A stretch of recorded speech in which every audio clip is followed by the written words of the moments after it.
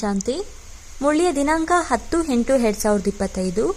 ಪ್ರಾತಃ ಮುಳ್ಳಿ ಅವ್ಯಕ್ತ ಬಾಪ್ದಾದ ರಿವೈಸ್ ದಿನಾಂಕ 31/10/2006 ಮಧುಬನ. ತಂದೆ ತಿಳಿಸುತ್ತಾರೆ, ಸದಾ ಸ್ನೇಹಿಯ ಜೊತೆಗೆ ಅಖಂಡ ಮಹಾದಾನಿಗಳಾಗಿ, ಆಗ ವಿಘ್ನ ವಿನಾಶಕರು ಸಮಾಧಾನ ಸ್ವರೂಪರಾಗಿ ಬಿಡುವಿರಿ.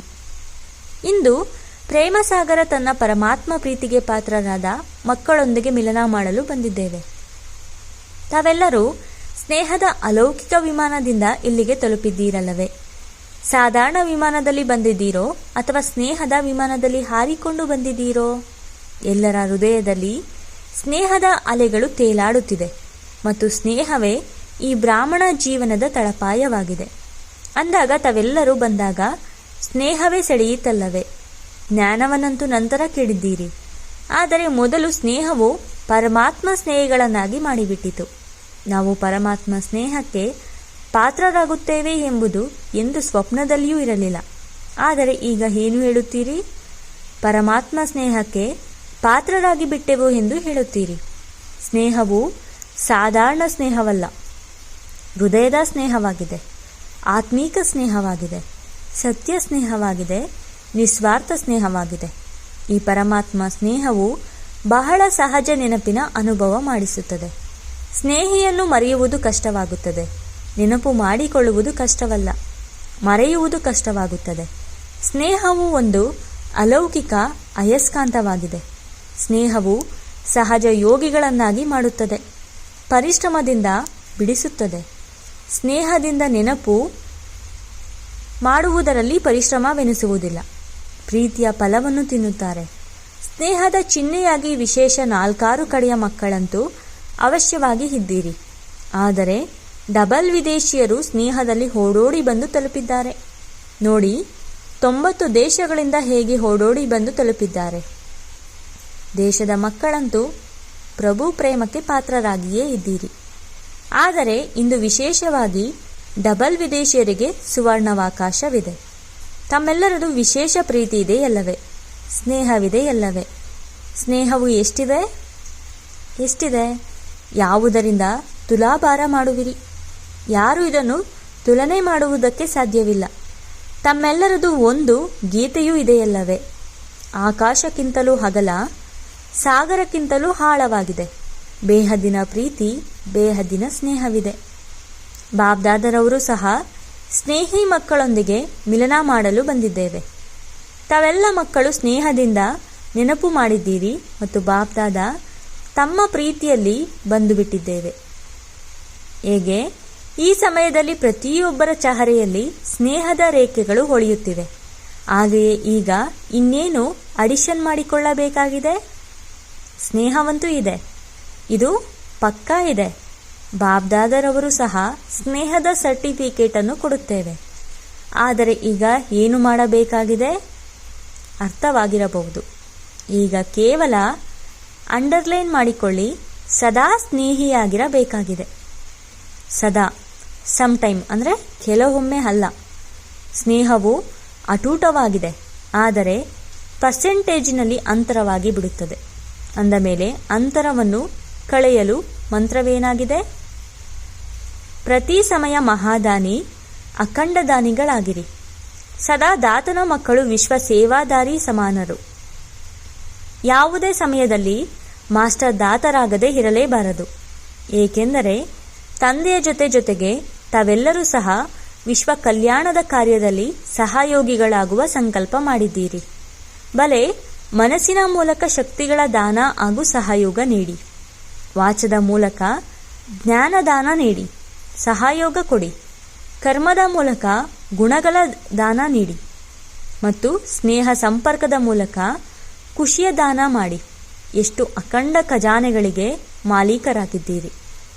ರಿಚೆಸ್ಟ್ ಇನ್ ದಿ ವರ್ಲ್ಡ್ ಆಗಿದ್ದೀರಿ. ಅಕೂಟ ಮತ್ತು ಅಖಂಡ ಖಜಾನೆಗಳಿವೆ. ಎಷ್ಟು ಕೊಡುತ್ತೀರೋ ಅಷ್ಟು ಹೆಚ್ಚುತ್ತಾ ಹೋಗುತ್ತದೆ, ಕಡಿಮೆಯಾಗುವುದಿಲ್ಲ, ಹೆಚ್ಚುತ್ತದೆ. ಏಕೆಂದರೆ ವರ್ತಮಾನ ಸಮಯದಲ್ಲಿ ಮೆಜಾರಿಟಿ ತಮ್ಮೆಲ್ಲರ ಆತ್ಮೀಕ ಸಹೋದರ ಸಹೋದರಿಯರು ಈ ಖಜಾನೆಗಳಿಗೆ ಬಾಯಾರಿದ್ದಾರೆ. ಅಂದ ಮೇಲೆ ತಮ್ಮ ಸಹೋದರ ಸಹೋದರಿಯರ ಮೇಲೆ ದಯೆ ಬರುವುದಿಲ್ಲವೇ? ಬಾಯಾರಿದ ಆತ್ಮರ ಬಾಯಾರಿಕೆ ನೀಗಿಸುವುದಿಲ್ಲವೇ? ಏ ನಮ್ಮ ದೇವಾದೇವಿಯರೇ, ನಮಗೆ ಶಕ್ತಿ ಕೊಡಿ, ಸತ್ಯವಾದ ಪ್ರೀತಿ ಕೊಡಿ. ಈ ಕೂಗು ಕಿವಿಗಳಲ್ಲಿ ಕೇಳಿ ಬರುತ್ತಿಲ್ಲವೇ? ತಮ್ಮ ಭಕ್ತರು ಹಾಗೂ ದುಃಖಿ ಆತ್ಮರು ಇಬ್ಬರೂ ದಯೆ ತೋರಿಸಿ ಕೃಪೆ ಮಾಡಿ, ಏ ಕೃಪೆ ತೋರುವ ದೇವಾದೇವಿಯರೇ ಎಂದು ಹೇಳಿ ಚೀರಾಡುತ್ತಿದ್ದಾರೆ. ಸಮಯದ ಕೂಗು ಕೇಳಿ ಬರುತ್ತಿದೆಯಲ್ಲವೇ? ಮತ್ತು ಕೊಡುವುದಕ್ಕೂ ಸಹ ಇದೇ ಸಮಯವಾಗಿದೆ. ಈಗ ಬಿಟ್ಟರೆ ಮತ್ತೆ ಯಾವಾಗ ಕೊಡುತ್ತೀರಿ? ಇಷ್ಟು ಅಕೂಟ ಅಖಂಡ ಖಜಾನೆಗಳು ಯಾವುದು ತಮ್ಮ ಬಳಿ ಜಮಾ ಆಗಿದೆಯೋ ಅದನ್ನು ಯಾವಾಗ ಕೊಡುವಿರಿ? ಅಂತಿಮ ಸಮಯದಲ್ಲಿ ಕೊಡುವಿರಾ? ಆ ಸಮಯದಲ್ಲಿ ಕೇವಲ ನೀವು ಅಂಚಲಿಯನ್ನಷ್ಟೇ, ಅಂದರೆ ಸಾಗರದಲ್ಲಿ ಬೊಗಸೆಯಷ್ಟು ಮಾತ್ರ ಕೊಡಬಲ್ಲಿರಿ. ಅಂದ ಮೇಲೆ ತಮ್ಮ ಬಳಿ ಜಮಾ ಆಗಿರುವ ಖಜಾನೆಗಳನ್ನು ಯಾವಾಗ ಕಾರ್ಯದಲ್ಲಿ ತೊಡಗಿಸುತ್ತೀರಿ? ಪರಿಶೀಲನೆ ಮಾಡಿಕೊಳ್ಳಿ. ಪ್ರತಿ ಸಮಯ ಯಾವುದಾದರೊಂದು ಖಜಾನೆಯನ್ನು ಸಫಲ ಮಾಡಿಕೊಳ್ಳುತ್ತಿದ್ದೇನೆಯೇ? ಇದರಲ್ಲಿ ಡಬಲ್ ಲಾಭವಿದೆ. ಖಜಾನೆಯನ್ನು ಸಫಲ ಮಾಡುವುದರಿಂದ ಆತ್ಮರ ಕಲ್ಯಾಣವೂ ಆಗುವುದು ಮತ್ತು ಜೊತೆಯಲ್ಲಿ ತಾವೆಲ್ಲರೂ ಮಹಾದಾನಿಗಳಾಗುವ ಕಾರಣ ವಿಘ್ನ ವಿನಾಶಕರಾಗುತ್ತೀರಿ. ಸಮಸ್ಯೆ ಸ್ವರೂಪರಲ್ಲ, ಸಮಾಧಾನ ಸ್ವರೂಪರು ಸಹಜವಾಗಿ ಆಗಿ ಬಿಡುತ್ತೀರಿ. ಡಬಲ್ ಲಾಭವಿದೆ. ಇಂದು ಇದು ಬಂದಿತು, ನಿನ್ನೆ ಇದು ಬಂದಿತು, ಇಂದು ಇದಾಯಿತು, ನಿನ್ನೆ ಅದಾಯಿತು. ಇದೆಲ್ಲದರಿಂದ ವಿಘ್ನ ಮುಕ್ತರು, ಸಮಸ್ಯೆ ಮುಕ್ತರು ಸದಾಕಾಲಕ್ಕಾಗಿ ಆಗಿಬಿಡುತ್ತೀರಿ. ಈಗ ಸಮಸ್ಯೆಯ ಹಿಂದೆ ಯಾವ ಸಮಯ ಕೊಡುತ್ತೀರಿ? ಪರಿಶ್ರಮವನ್ನು ಪಡುತ್ತೀರಿ. ಕೆಲವೊಮ್ಮೆ ಉದಾಸರಾಗುತ್ತೀರಿ, ಕೆಲವೊಮ್ಮೆ ಉಲ್ಲಾಸದಲ್ಲಿ ಬರುತ್ತೀರೋ, ಇದೆಲ್ಲದರಿಂದ ಮುಕ್ತರಾಗುತ್ತೀರಿ. ಏಕೆಂದರೆ ಬಾಬ್ದಾದರವರಿಗೂ ಸಹ ಮಕ್ಕಳ ಪರಿಶ್ರಮವು ಇಷ್ಟವಾಗುವುದಿಲ್ಲ. ಮಕ್ಕಳು ಪರಿಶ್ರಮ ಪಡುತ್ತಿರುವುದನ್ನು ಬಾಬ್ದಾದ ನೋಡಿದಾಗ ಮಕ್ಕಳ ಪರಿಶ್ರಮವನ್ನು ತಂದೆಯಿಂದ ನೋಡಲು ಸಾಧ್ಯವಾಗುವುದಿಲ್ಲ. ಆದ್ದರಿಂದ ಪರಿಶ್ರಮ ಮುಕ್ತ ಪುರುಷಾರ್ಥ ಮಾಡಬೇಕಾಗಿದೆ. ಆದರೆ ಯಾವ ಪುರುಷಾರ್ಥ? ಇನ್ನು ತಮ್ಮ ಚಿಕ್ಕ ಚಿಕ್ಕ ಸಮಸ್ಯೆಗಳಲ್ಲಿಯೇ ಪುರುಷಾರ್ಥಿಗಳಾಗಿರುತ್ತೀರಾ? ಈಗ ಅಖಂಡ ಮಹಾದಾನಿ, ಅಖಂಡ ಸಹಯೋಗಿಗಳಾಗುವ ಪುರುಷಾರ್ಥ ಮಾಡಿರಿ. ಬ್ರಾಹ್ಮಣರಲ್ಲಿ ಸಹಯೋಗಿಗಳಾಗಿ ಮತ್ತು ದುಃಖಿ ಆತ್ಮರು ಬಾಯಾರಿರುವ ಆತ್ಮರಿಗೆ ಮಹಾದಾನಿಗಳಾಗಿರಿ. ಈಗ ಈ ಪುರುಷಾರ್ಥದ ಅವಶ್ಯಕತೆ ಇದೆ. ಎಲ್ಲರಿಗೂ ಇದು ಇಷ್ಟವಿದೆಯಲ್ಲವೇ? ಇಷ್ಟವಾಯಿತೇ? ಹಿಂದೆ ಕುಳಿತಿರುವವರಿಗೆ ಇಷ್ಟವಿದೆಯೇ?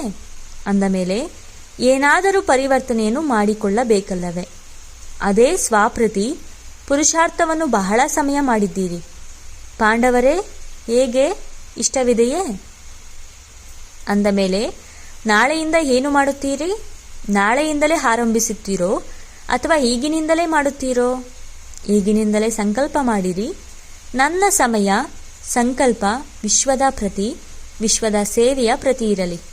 ಇದರಲ್ಲಿ ಸ್ವಯಂನ ಸೇವೆಯು ಸ್ವತಃ ಆಗಿಬಿಡುವುದು, ಉಳಿಯುವುದಿಲ್ಲ, ಇನ್ನೂ ಹೆಚ್ಚುತ್ತದೆ. ಏಕೆ?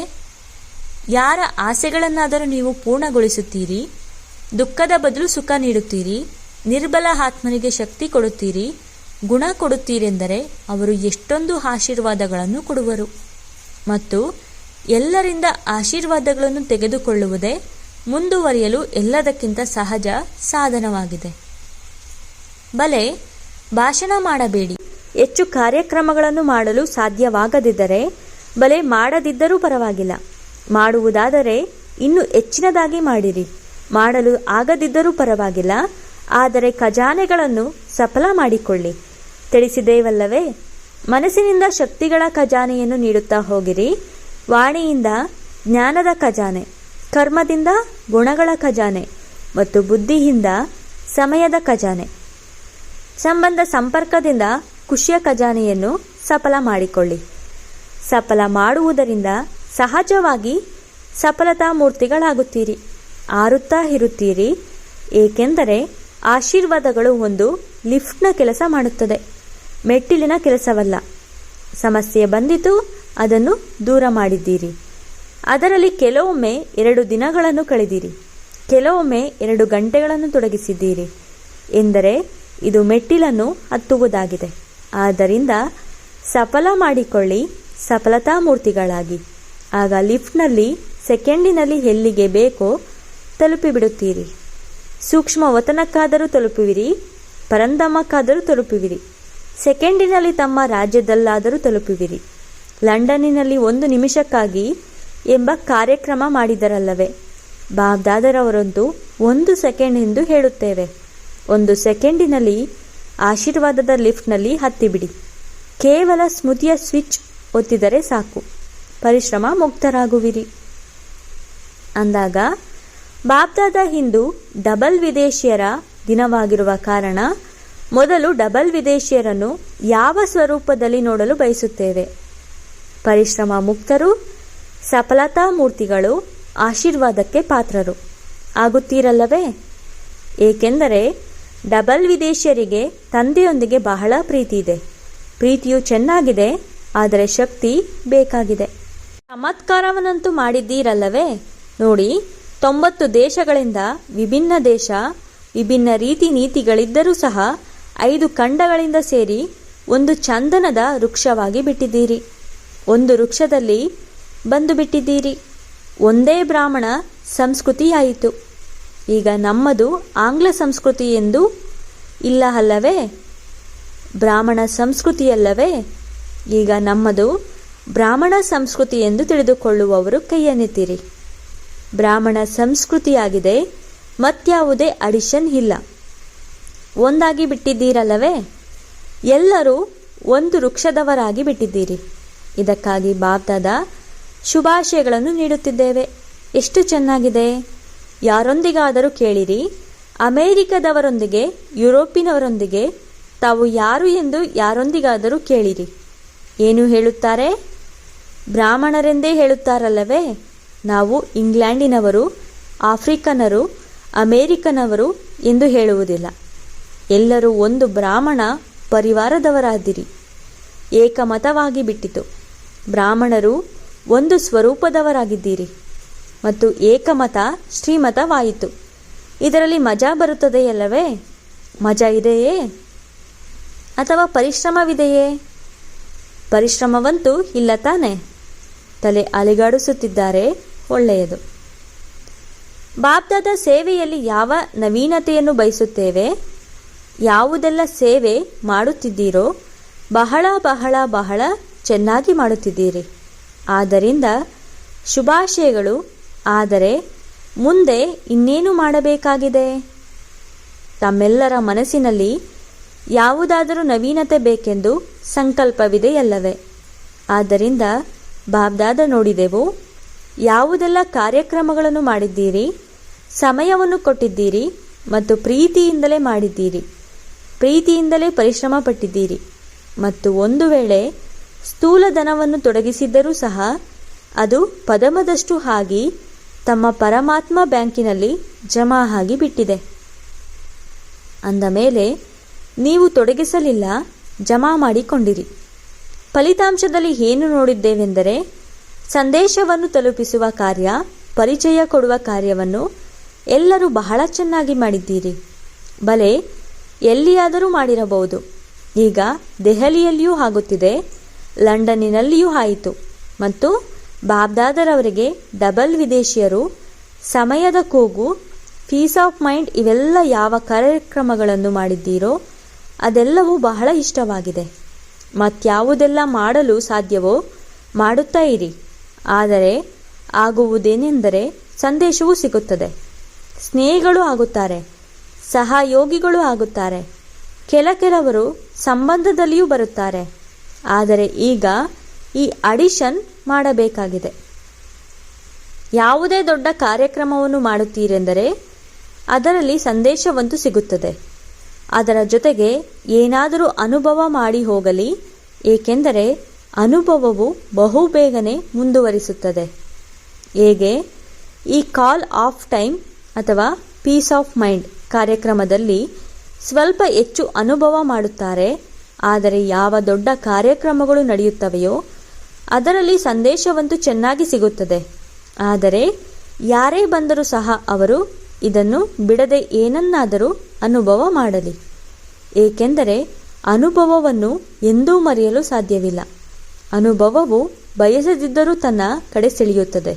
ಆದ್ದರಿಂದ ಮೊದಲು ಬಾಬ್ದಾದ ಹೇಳುವುದೇನೆಂದರೆ, ಯಾರೆಲ್ಲ ಬ್ರಾಹ್ಮಣರಿದ್ದೀರೋ ಎಲ್ಲರೂ ಸ್ವಯಂ ಎಲ್ಲ ಜ್ಞಾನದ ಮಾತುಗಳಲ್ಲಿ ಅನುಭವಿಗಳಾಗಿದ್ದೀರಾ? ಪ್ರತಿ ಶಕ್ತಿಯ ಅನುಭವ ಮಾಡಿದ್ದೀರಾ? ಪ್ರತಿ ಗುಣದ ಅನುಭವ ಮಾಡಿದ್ದೀರಾ? ಆತ್ಮಿಕ ಸ್ಥಿತಿಯ ಅನುಭವ ಮಾಡಿದ್ದೀರಾ? ಪರಮಾತ್ಮ ಪ್ರೀತಿಯ ಅನುಭವ ಮಾಡಿದ್ದೀರಾ?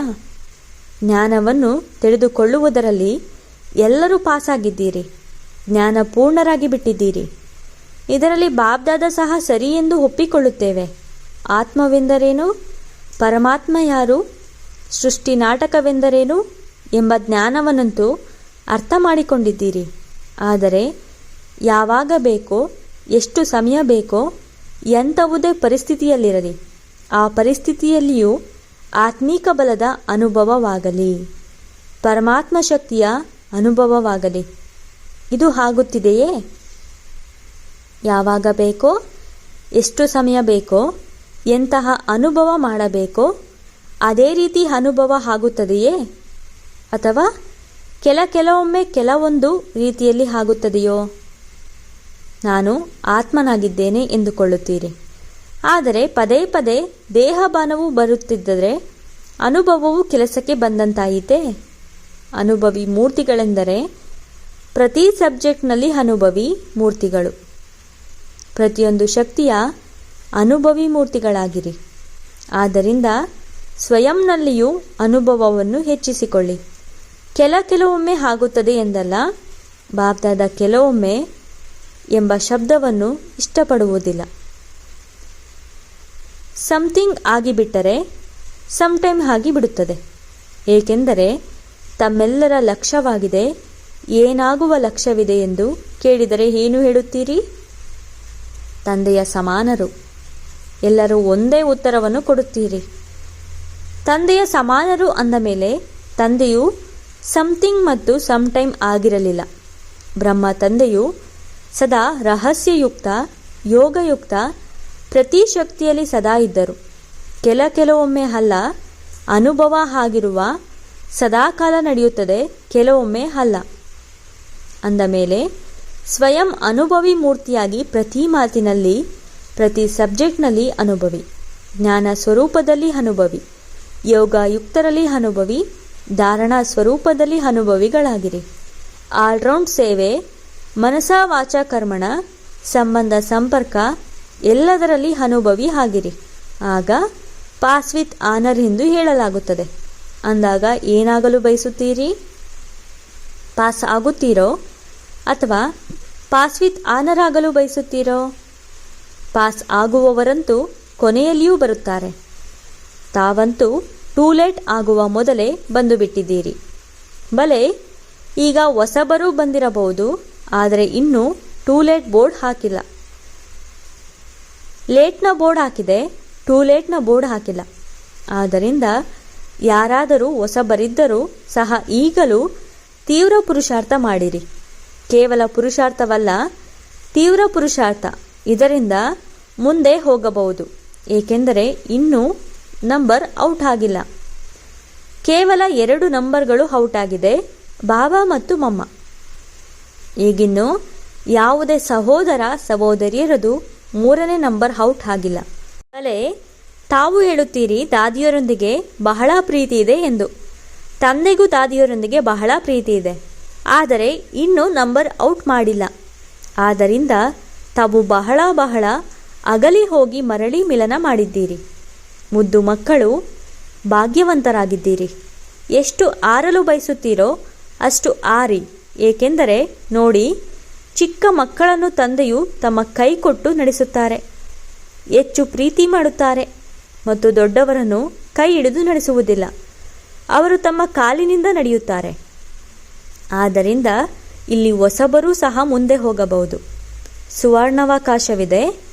ಆದರೆ ಈಗ ಅತಿ ಶೀಘ್ರದಲ್ಲಿಯೇ ಟೂ ಲೇಟ್ ಬೋರ್ಡ್ ಹಾಕಲ್ಪಡುವುದು.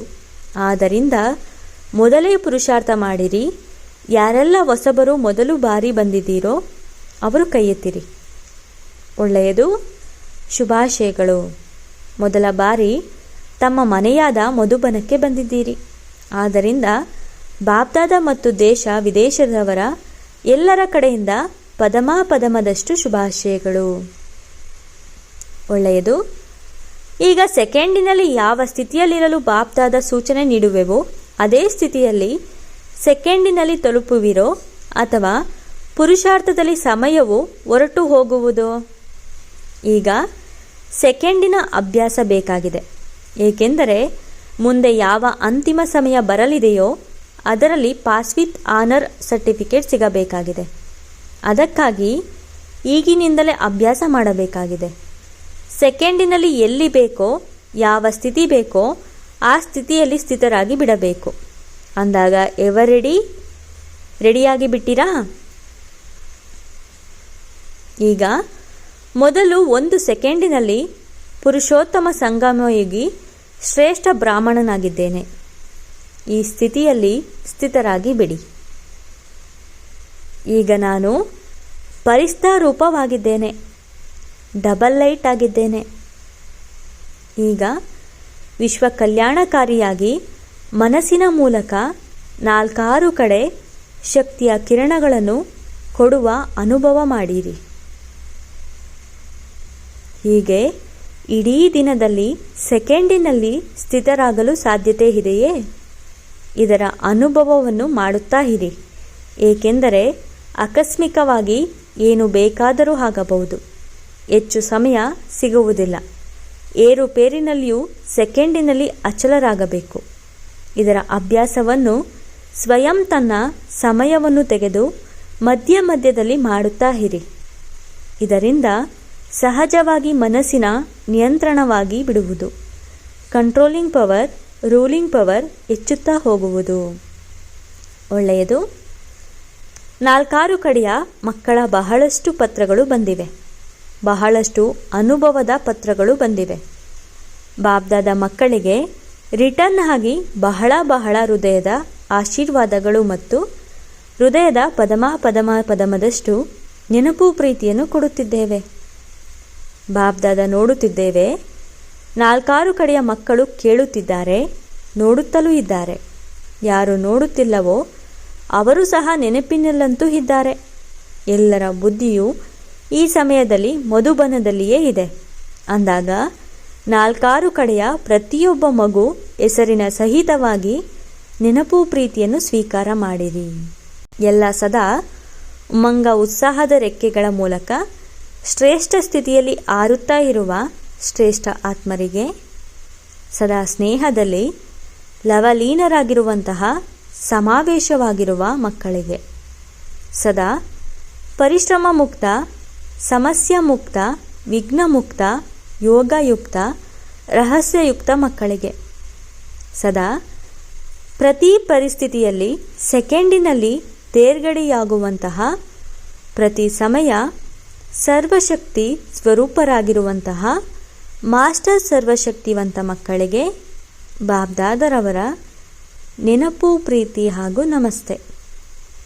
ಆತ್ಮಿಕ ಬಾಬ್ದಾದರವರಿಗೆ ಆತ್ಮಿಕ ಮಕ್ಕಳ ನೆನಪು ಪ್ರೀತಿ ಹಾಗೂ ನಮಸ್ತೆ ನಮಸ್ತೆ ನಮಸ್ತೆ. ವರದಾನ: ಗೋಲ್ಡನ್ ಏಜ್ಡ್ ಸ್ವಭಾವದ ಮೂಲಕ ಗೋಲ್ಡನ್ ಏಜ್ಡ್ ಸೇವೆ ಮಾಡುವಂತಹ ಶ್ರೇಷ್ಠ ಪುರುಷಾರ್ಥಿ ಭವ. ವಿವರಣೆ: ಯಾವ ಮಕ್ಕಳ ಸ್ವಭಾವದಲ್ಲಿ ಈಶೆ, ಸಿದ್ಧ ಮತ್ತು ಜಿದ್ದು ಮಾಡುವ ಭಾವದ ಅಥವಾ ಯಾವುದೇ ಹಳೆಯ ಸಂಸ್ಕಾರದ ಅಲೈ ಮಿಕ್ಸ್ ಆಗಿರಲ್ಲ, ಅವರಾಗಿದ್ದಾರೆ ಗೋಲ್ಡನ್ ಏಜ್ಡ್ ಸ್ವಭಾವದವರು. ಇಂತಹ ಗೋಲ್ಡನ್ ಏಜ್ಡ್ ಸ್ವಭಾವ ಮತ್ತು ಸದಾ ಆಜಿಯ ಸಂಸ್ಕಾರ ಮಾಡಿಕೊಳ್ಳುವಂಥವರು ಶ್ರೇಷ್ಠ ಪುರುಷಾರ್ಥಿ ಮಕ್ಕಳು. ಎಂತಹ ಸಮಯ, ಎಂತಹ ಸೇವೆ, ಹಾಗೆ ಸ್ವಯಂ ಅನ್ನು ಮೋಲ್ಡ್ ಮಾಡಿಕೊಂಡು ರಿಯಲ್ ಗೋಲ್ಡ್ ಆಗಿಬಿಡುತ್ತಾರೆ. ಸೇವೆಯಲ್ಲಿಯೂ ಸಹ ಅಭಿಮಾನ ಅಥವಾ ಅಪಮಾನದ ಅಲೈ ಮಿಕ್ಸ್ ಆಗಿರಬಾರದು. ಆಗ ಹೇಳಲಾಗುವುದು ಗೋಲ್ಡನ್ ಏಜ್ಡ್ ಸೇವೆ ಮಾಡುವಂತಹವರು. ಸ್ಲೋಗನ್: ಏಕೆ, ಏನು ಎನ್ನುವ ಪ್ರಶ್ನೆಗಳನ್ನು ಸಮಾಪ್ತಿ ಮಾಡಿ ಸದಾ ಪ್ರಸನ್ನ ಚಿತ್ತರಾಗಿರಿ. ಅವ್ಯಕ್ತ ಸೂಚನೆ: ಸಹಜಯೋಗಿ ಆಗಬೇಕೆಂದರೆ ಪರಮಾತ್ಮನ ಪ್ರೀತಿಯ ಅನುಭವಿಯಾಗಿರಿ. ಲವಲೀನ ಸ್ಥಿತಿಯುಳ್ಳ ಸಮಾನ ಆತ್ಮರು ಸದಾ ಯೋಗಿಯಾಗಿದ್ದಾರೆ. ಯೋಗವನ್ನು ಜೋಡಿಸುವವರಲ್ಲ, ಆದರೆ ಲವಲೀನರಾಗಿದ್ದಾರೆ. ಬೇರೆಯಾಗಿಲ್ಲವೆಂದಾಗ ಏನು ನೆನಪು ಮಾಡುವುದು? ಸ್ವತಃ ನೆನಪು ಇದ್ದೇ ಇದೆ. ಎಲ್ಲಿ ಜೊತೆ ಇರುತ್ತದೆ ಅಲ್ಲಿ ನೆನಪು ಸ್ವತಃ ಬರುತ್ತದೆ. ಸಮಾನ ಆತ್ಮಗಳ ಸ್ಟೇಜ್ ಜೊತೆ ಇರುವುದಾಗಿದೆ, ಸಮಾವೇಶವಾಗಿರುವಂಥದ್ದಾಗಿದೆ. ಓಂ ಶಾಂತಿ.